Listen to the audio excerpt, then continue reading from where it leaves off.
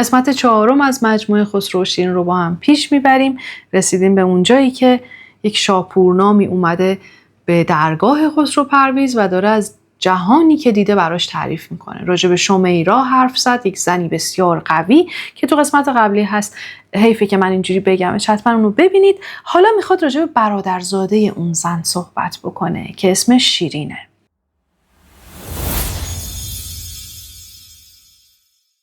پری دختی پری بگذار ماهی به زیر مقنعه صاحب کلاهی. یک برادرزاده‌ای داره این شمیرا خانوم که شبیه پریه، از بس زیباست و مقنعه یعنی روسری که زیر اون روسری خودش انگار تاج ملکه بر سر داره. شب افروزی چون مهتاب جوانی، سیاه چشمی چو آب زندگانی. داره ازش تعریف میکنه مثل مهتاب توی شب میدرخشه و چشمان مشکی هم داره. کشیده قامتی چون نخل سیمین، دو زنگی بر سر نخلش رطب چین. میگه انقدر قامتش کشیده و رعناست، شبیه نخل سیمینه. سیمین یعنی نقره فام. دو زنگی بر سر نخلش رطب چین. این زنگی یعنی که 2 بافت داره که شبیه مار هستن و بر سر اون درخت نخل که قامت شیرین رو داره، میگه از صورت در واقع شیرین خود این دختر که اسمش هم شیرینه انگار رطب دارن میچینن. اشاره داره به شیرینی زیبایی چهره اون. ز بس آورد یاد آن نوش لب را، دهان پر آب شکر شد رطب را. میگه همطور انقدر با آب و تاب داشت از این صورت شیرین و رطب مانند این برادرزاده شمیرا خانم داشت حرف میزد که دهنش آب افتاده بود انگار. به مروارید دندانهای چون نور، صدف را آب دندان داده از دور. 2 شکر چون عقیق آب داده، 2 گیسو چون کمند تاب داده. میگه دندونها شبیه مرواریده و میدرخشه از دور.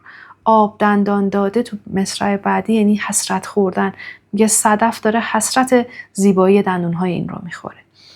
و راجع به گیسوانش داره صحبت میکنه. خم گیسوش تاب از دل کشیده، به گیسو سبزه را بر گل کشیده. شده گرم از نسیم مشک بیزش، دماغ نرگس بیمار خیزش.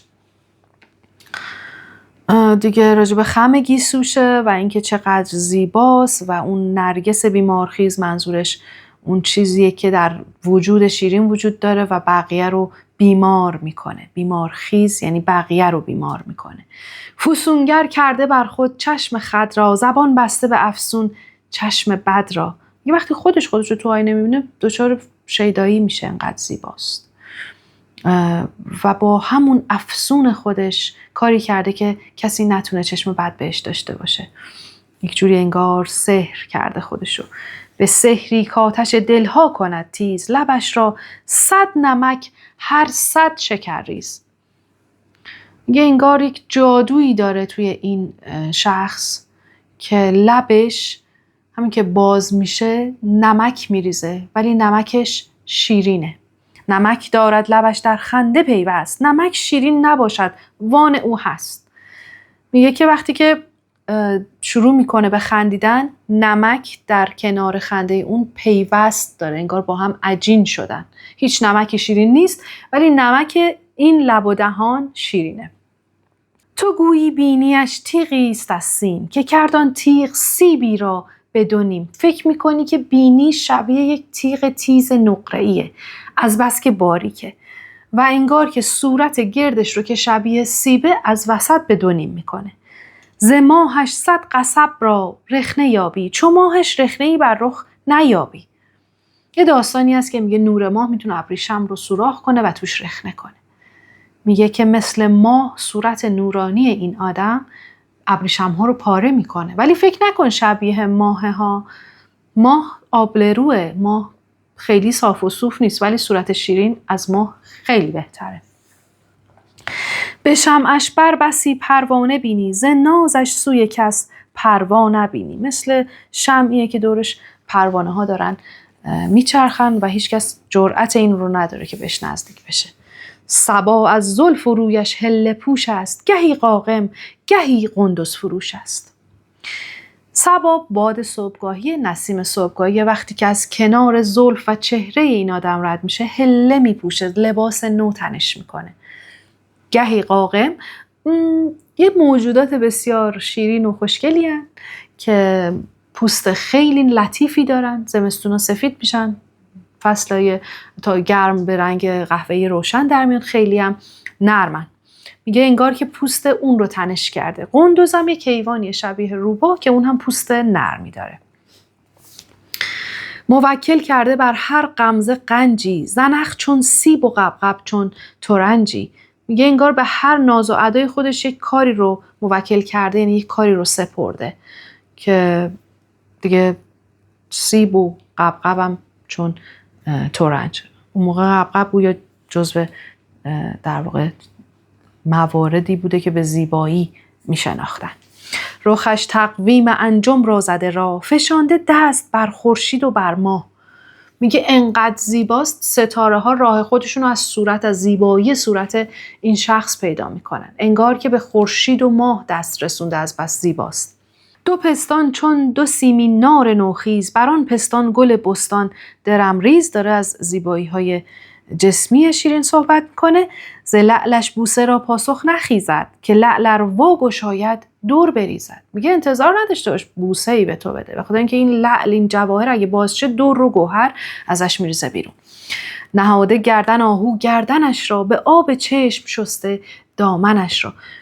یه انقدر گردن شیرین زیباست که آهو با اون گردن زیباش گردن گذاشته در کناره، در روبروی شیرین. به چشم آهوان آن چشمه نوش، دهد شیرافکنان را خواب خرگوش. میگه که از زیبایی چشم شیرین که از چشم آهوان هم زیباتره، میتونه شیرافکنان، منظورش پهلوانان و زورمندان و قهرمانانه، یک جوری اونا رو به خواب خرگوشی فرو ببره، از بس زیباست، از مستشون کنه از زیبایی خودش. گر اندازه ز چشم خیش گیرد، بر آهویی 100 آهو بیش گیرد. میگه که اگه با زیبایی چشم خودش مقیاس بگیره زیبایی های آهو رو، آهوی اول به معنی آهوه، آهوی دوم به معنی ایراده، نقصه. میگه بر آهو 1000 تا میتونی ایراد بگیری اگه متر و مقیاست زیبایی شیرین باشه. ز رشک نرگس مستش خروشان، به بازار ارم ریحان فروشان. 1000 آغوش را پر کرده از خار، یک آغوش از گلش ناچیده دیار. شبی 100 کس فزون بیند به خوابش، نبیند کس شبی چون آفتابش. داره صحبت میکنه که همه آرزوی در آغوش گرفتنشو دارن، ولی هیچ کس تا حالا اون رو در آغوش نگرفته. تمام آغوش ها رو، تمام بغل ها رو پر از خار کرده، انگار که ناامیدشون کرده. و 1000 نفر هر شب خوابشو میبینن، اما یک نفر اون رو بیرون ندیده در شب هنگام، همه در خواب میبیننش. به ایدارای ابروی هلالی، ندیدش کس که جان نسپرد حالی. هلال منظورش هلال ماه شوال، عیدم عید فطره. به حیرت مانده مجنون در خیالش، به قائم رانده لیلی با جمالش. یه مجنون اگه این زیبایی رو میدید واقعا حیرت زده میشد. قائم راندن یعنی یه حرکتی تو شطرنجه، به این معنی که شاه میره پشت قلعه، پشت رخ، به انزوا کشیده میشه برای اینکه خودش رو بتونه حفظ کنه. میگه لیلی هم با زیبایی اون شیرین رو که میدید میرفت پشت قلعه قائم میشد. به فرمانی که خواهد خلق را کشت، به دستش 10 قلم یعنی 10 انگشت. انگشتای دستش انقدر ظریفه شبیه قلمه، ولی با همونها میتونه آدمها رو بکشه، از بس که زیباست. حدیثی و 1000 آشوب دلبند، لبی و 100,000 بوسه چون قند. سر زلفی ز ناز و دلبری پر، لب و دندانی از یاقوت و از در. خرد سرگشته از روی چون ماهش، دل و جان فتنه بر زلف سیاهش. داره دونه دونه صحبت میکنه باز راجع به زلفش، راجع به لب و دهنش، راجع به دندونهاش و اینکه چه خصوصیاتی داره. رخش نسرین و زلفش بوی نسرین، لبش شیرین و نامش نیز شیرین. اینجا تازه اسمش رو داره میگه، اسمش شیرینه. شکرقند لبش را نوش خوانند، ولی عهد مهین بانوش دانند. میگه این شکرقند رو باور دارن مردم سرزمینش که ولی عهد عمش میشه، همون مهین بانو یا شمیرا. پریرویان که از آن کشور امیرند، همه در خدمتش فرمان پذیرند. ز مهترزادگان ماه پیکر، بود در خدمتش 70 دختر. میگه اون پریرویان که جای دیگه ملکه و امیر هستن، اینجا خدمت میکنن به شیرین. همه از بزرگزادگانی هستن که بسیار خوش اندامن و 70 نفرن. به خوبی هر یکی آرام جانی، به زیبایی دلارام جهانی. هر کدوم برای خودشون یک حوری هستند، بسیار زیبان.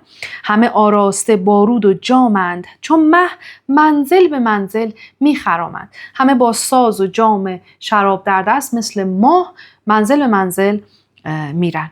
گهی بر خرمن مه مشک پوشند، گهی در خرمن گل باده نوشند. خیلی داره بهشون خوش میگذره دیگه. باده می نوشن تو دشت و صحرا و چمن، دارن لذت میبرن.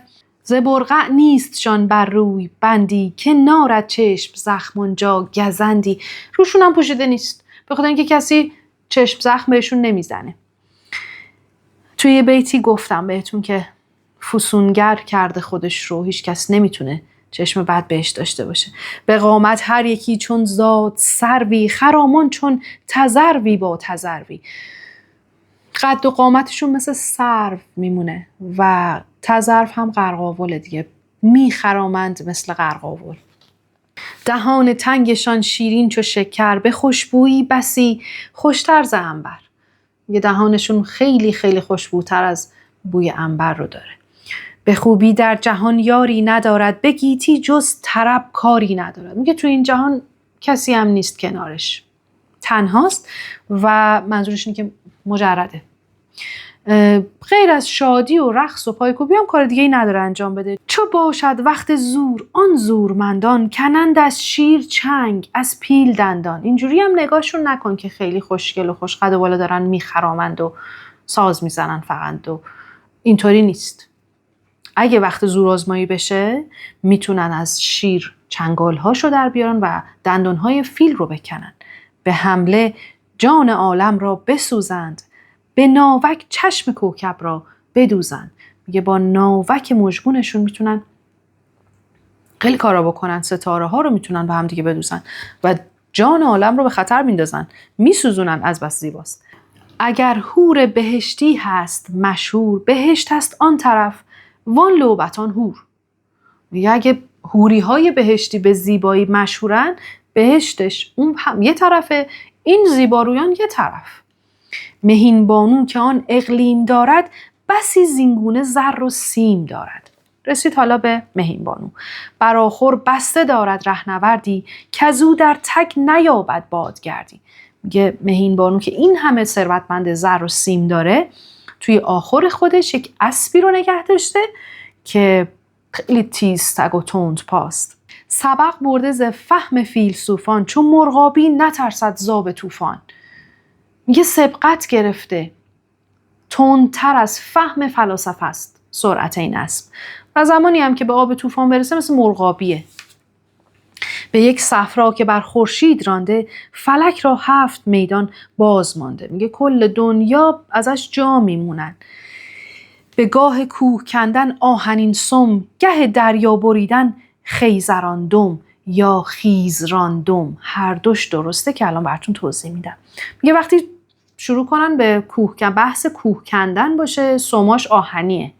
زمانی هم که میخواد دریا رو طی کنه، خیزراندم یعنی دریا رو باز میکنه. خیزران هم یه گیاهی که با چوبهای در واقع صاف داره.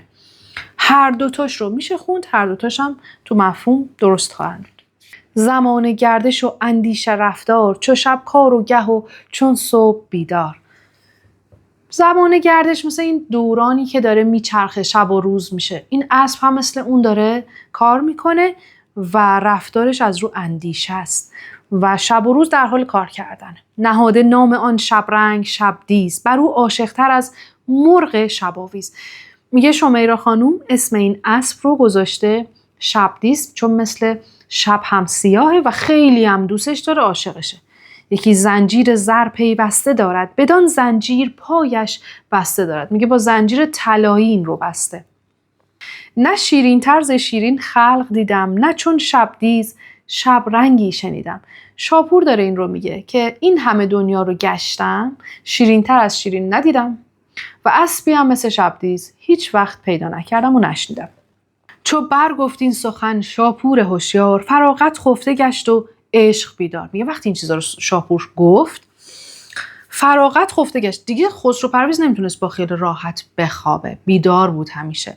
یکایک مهر بر شیرین نهادند، بر آن شیرین سخن اقرار دادند، که استادی که در چین نقش بندد، پسندیده بود هرچو پسندد.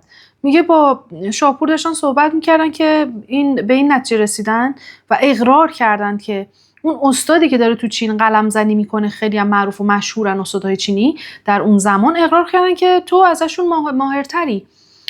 به شاپور دارن میگن که تو ماهرتر از اون اساتید چینی هستی، تو هرچی بپسندی، هرچی رو قبول کنی ما هم قبول داریم. چنان آشفته شد خسرو بران گفت، که از آن سودا نیاسود و نمیخفت. میگه انقدر اون چیزی که شاپور برای خسرو تعریف کرده بود خسرو رو آشفته کرد که دید نمیتونست بخوابه. همه روز این حکایت باز جستی، جز این تخم از دماغش بر نرستی. میگه دیگه تمام فکر و ذهنش این بود که این حکایت چی بوده که شاپور داشت تعریف میکرد. در این اندیشه روزی چند میبود، به خشک افسانه‌ای خرسند میبود. میگه شبان روز توی این فکر بود که شیرین چجوریه، اون چه داستانی شاپور گفته و به خشک افسانه، یعنی یک داستان فقط تو ذهنش بود دیگه، هیچ چیز دیگه ای نداشت. چو کار از دست شد دستی برآورد، صبوری را به سرپایی درآورد. میگه وقتی کار از دستش در رفت دیگه، دل انگار که دیگه آرام شده بود، شروع کرد دستی برآورد، یک کاری شروع کرد انجام بده و صبوری خودش رو از کف بداد. به خلوت داستان خواننده را خواند، بسی زین داستان با وی سخن راد. شاپور رو به سمت خلوتگاه خودش فرا میخونه تا بیشتر راجع به این قضیه با هم صحبت کنن. بدو گفته ای بکار آمد وفادار، بکار آیم کنون که از دست شد کار. چو بنیادی بدین خوبی نهادی، تمامش کن که مردی اوستادی. میگه که ای کار آمده وفادار من، به کار من بیا که الان دیگه همه چی از دست رفته، من دیگه نمیتونم کاری انجام بدم. همچین چیزی رو اومدی به این خوبی تعریف کردی، الان تمامش کن، تو استاد این کارایی. مگو شکر حکایت مختصر کن، چو گفتی سوی خوزستان گذر کن. میگه دیگه اینقدر از شیرینی این شخص نگو، دست به کار بشو و آماده سفر شو. بباید شد تو را چون بت پرستان، به دست آوردن اون بت را به دستان. میگه که این همه تصویر ساختی، یک بتی ساختی برای من، حالا برو اون رو به دست بیار با هر دستانی که شده. دستان و معنای حیله است، نیرنگ. نظر کردن که در دل داد دارد، سر پیوند مردمزاد دارد. برو ببینش، ببین در دل مهر و مروت داره، جوانمردی داره. این چیزی که تو گفتی نمیتونه آدمیزاد باشه، انقدر زیباست، از یک دنیای دیگه اومده. برو ببین دوست داره با یک مردمزاد، با یک آدمیزاد پیوند داشته باشه. اگر چون موم نقشی میپذیرد، برو زن مهر ما تا نقش گیرد. اگه جنس قلبش رو نرم دیدی که مثل موم، نقش عشق رو میپذیره، مهر عشق من رو بر دلش بزن. و راهن دل بود منشین و برگرد، خبر ده تا نکوبم آهن سرد. میگه که اگه دیدی دلش سرد و سخته، نقش عشق رو نمیپذیره، به هم خبر بده و زود برگرد تا من هم مثل آهنگری که دارم عشق رو میسازم، ضربه بر آهن سخت و سرد نزنم، به خاطر اینکه اون دیگه شکل نمیگیره. خب اشعار بسیار زیبایی رو در اینجا داشتیم و شنیدیم. من که بسیار لذت بردم. ادامه ماجرا رو میذاریم برای قسمت بعدی که شاپور میخواد سفر کنه به سمت سرزمین شیرین. امیدوارم از این ویدیو خوشتون اومده باشه. در ضمن اگه دوست دارید تو همه کتابای من همراه من باشید، لایک و سابسکرایب یادتون نره و میتونید تو قسمت کامنت برای من کتابایی که دوست دارید با هم بخونیم رو بنویسید.